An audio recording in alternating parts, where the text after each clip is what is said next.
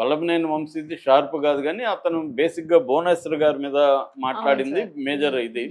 Otherwise Vallabhaneni Vamsi ఇంత sharp కాదు. కొడాలి నానిది అట్లా కాదు షార్పు. అంటే ఒక కత్తితో ఆ మాటలు నాలుక కత్తిలాగా ఉపయోగిస్తాడు ఆయన అతను. చాలా హర్టింగ్గా ఉంటుంది వినే అవును. వాళ్ళకి, యువతల వాళ్ళకి బాగానే ఉంటుంది. మనోడు చూడు హ్మ్. ఆడుకుంటున్నాడు, హ్మ్.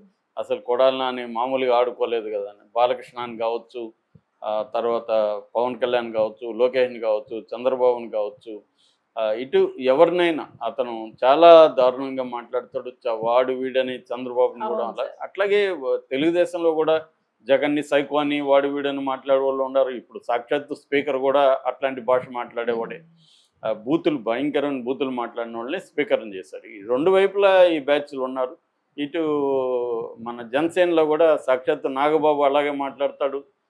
నిన్న పృథ్వీ, తర్వాత జబర్దస్త్ బ్యాచ్, వీళ్ళందరూ జనసేనకు కూడా ఇలాగే ఉన్నారు. అతను ఎవరు ఆర్పీనా, చేపల ఆర్పి.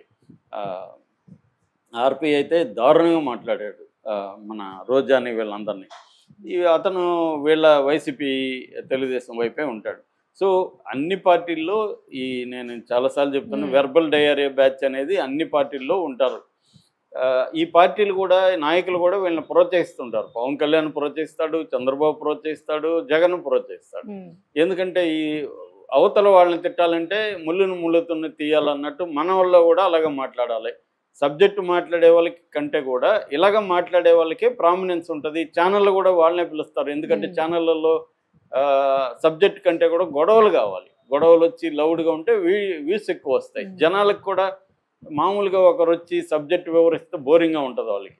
వాళ్ళకి ఏంటంటే గొడవలు వేసుకొని గందరగోళం చేసి డ్రామా చేసి అరిసి ఇవన్నీ చేసి వాళ్ళకి కూడా ఉంటుంది. అంటే ఎవ్రీబడి నీడ్స్ ఏ డ్రామా.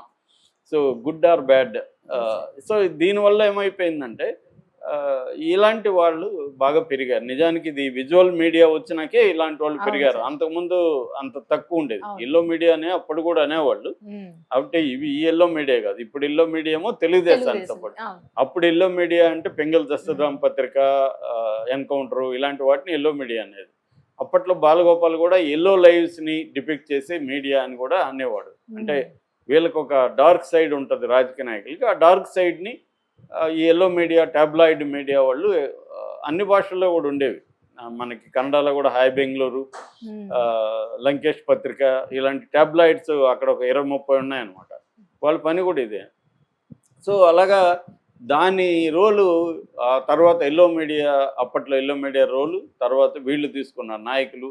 ఎంత బాగా బూతులు తిడితే వీళ్ళకి అంత ప్రమోషను. కొంతమందికి డబ్బులు ఇచ్చి కూడా మంత్లీ శాలరీలు ఇచ్చి కూడా వీళ్ళు తిట్టే వాళ్ళని పెట్టుకొని వీళ్ళని మీడియాలో ఎవరైతే గట్టిగా మాట్లాడతారో వాళ్ళని, తెలుగుదేశంలో ఫర్ ఎగ్జాంపుల్ పటాభి ఇలాంటి వాళ్ళు ఇట్లా వచ్చిన వాళ్ళు. అంటే లీడర్షిప్, నేను ఆ మధ్య కూడా ఒకసారి చెప్పాను, లీడర్లుగా ఎలా ఎలుగుతారంటే మామూలుగా గతంలో అయితే విద్యార్థి ఉద్యమాల నుంచి, ట్రేడ్ యూనియన్ మూవ్మెంట్లు, యూత్ మూవ్మెంట్ల నుంచి ఉద్యమాలు చేసుకుంటూ ప్రజా సమస్యలు పోరాడుతూ లీడర్లుగా వచ్చేవాళ్ళు ఒక జనరేషన్. తర్వాత క్రైమ్లో నుంచి లీడర్లుగా ఎదగడం అనేది అదొక ఇదైంది. తర్వాత నోరు బారేసుకొని వీళ్ళు క్రైమ్ చేయలేరు, లీడర్షిప్ ఉండదు, ఏముండదు. వీళ్ళు వచ్చి టీవీల్లో మీడియాలో నోరు బారేసుకొని ఎదుటి తిట్టడం తప్ప వాడికి ఇంకే పని చేత కాదు. వాడి ప్రజల తరపున ఏమీ పోరాడడు, ఏమీ మాట్లాడు. ఎదుటి వాళ్ళని బూతులు తిట్టడమే అతనికి ఉండే ఏకైక అర్హత. వాళ్ళు కూడా లీడర్లు అయిపోయిన సందర్భం మనకి వాళ్ళు కనబడుతుంది. ఈ కొడాలి నాని కూడా అదే స్థాయిలో ఉన్నాడు. యాక్చువల్గా కొడాలి నాని, వల్లభనేని వంశీ ఇద్దరు కూడా ఫ్రెండ్స్, ఇద్దరు కూడా తెలుగుదేశం నుంచి వెళ్ళిన వాళ్ళు అవతలకి. సో దానివల్ల వీళ్ళిద్దరిని మనం అరెస్ట్ చేయాలి. యాక్చువల్గా ఫస్ట్ మంత్లోనే వీళ్ళిద్దరు అరెస్ట్ చేసేస్తారని తెలుగుదేశం మీడియా కావచ్చు, నాయకులు కావచ్చు, కార్యకర్తలు వెయిట్ చేశారు. కానీ ఇప్పుడు 8 నెలలు దాటి 9 నెలలకు ఎంటర్ అయినా, 9 నెలలు అవుతున్నా మొన్న అది కూడా వల్లభనేని వంశీ, ఇంతకుముందు నేను స్టోరీ చేశాను, వల్లభనేని వంశీని ఏదో నామకే వాస్తే మొక్కుబడిగా అరెస్ట్ చేశారు తప్ప సీరియస్గా ఆయన ఎక్కువ కాలం జైల్లో ఉండే విధంగా చేయలే. ఒక కిడ్నాప్ కేసు ఆయన మీద పెట్టారు. కిడ్నాప్ కాబడిన వ్యక్తి ఏమో కోర్టులో నేను కిడ్నాప్ కాలేదు, అసలు ఈ కేసే, నాకు ఈ కేసుకి సంబంధం లేదు, టీడీపీ ఆఫీస్ మీద దాడి చేసినప్పుడు అక్కడ లేను, నా ఏదో బెదిరించి పోలీసులు నా దగ్గర సంతకం తీసుకున్నారు, సాక్షి అన్నారు, నాకు తెలియదు, అసలు నేను కంప్లైంట్ కూడా నేను ఇవ్వలేదని అతను చెప్పేశాడు. దానివల్ల ఆ కేసు రేపు నిలబడడం కష్టం కోర్టులో. మళ్ళీ అతన్ని ఏమైనా మార్పిచ్చి వీళ్ళు చెప్పిస్తారేమో తెలీదు. అప్పుడు కూడా ఇబ్బంది అవుతుంది. ఒకసారి కోర్టులో స్టేట్మెంట్ ఇచ్చినాక నేను మళ్ళీ మారుస్తానంటే అవును సార్. జడ్జిలకు కూడా కాలుతుంది. నీ ఇష్టం వచ్చినట్టు మారుస్తుంటావా. కాబట్టి ఇది వల్లభనేని వంశీ అరెస్ట్ అనేది పెద్దగా ఏమి ఎఫెక్టివ్గా ఉండదు. ఇప్పుడేమో సోషల్ మీడియా కావచ్చు, తెలుగుదేశం మెయిన్ స్ట్రీమ్ మీడియా ఏం చేస్తుందో, సిద్ధప్ప సిద్ధంగా ఉండు, కొడాలి నాని నెక్స్ట్ నువ్వే, ఇలా టైటిల్ పెట్టి రాస్తున్నారు. సో అంటే వల్లభనేని వంశీని అరెస్ట్ చేశారు కాబట్టి కొడాలి నానిని కూడా ఇంతకంటే గొప్పగా ఏం అరెస్టులు చేయరు. వీళ్ళ దగ్గర అంత స్ట్రాంగ్ ఇది లేదు. ఎందుకంటే వాళ్ళు లోకల్ లీడర్లతోనూ మేజర్ తెలుగుదేశం నాయకత్వంతో ఆల్రెడీ కుమ్మక్కైపోయారని వార్తలు వస్తున్నాయన్నమాట. అందుకని ఎక్కడికెక్కడ ఇప్పటికి కూడా వైసీపీ నాయకులు వాళ్ళ దందాలను ఎక్కడ ఆపుకోలేదు, వాళ్ళ అక్రమాల్ని అవినీతి కార్యక్రమాల్ని ఆపుకోలేదు. ఎందుకంటే తెలుగుదేశంలో కానీ వైసీపీలో కానీ ఎమ్మెల్యేలుగా కంటెస్ట్ చేయాలంటే దాదాపు 100 నుంచి 150 కోట్లు ఇవాళ ఖర్చు పెట్టే పరిస్థితి ఉంది. దీన్ని మళ్ళీ లాక్కోవాలి. తెలుగుదేశంలో గెలిచిన వాళ్ళు లాక్కోవడానికి ఆల్రెడీ పార్టీ ఫండ్ వాళ్ళు 20 నుంచి 30 కోట్లు ఇచ్చారని కూడా వార్తలు వచ్చాయి.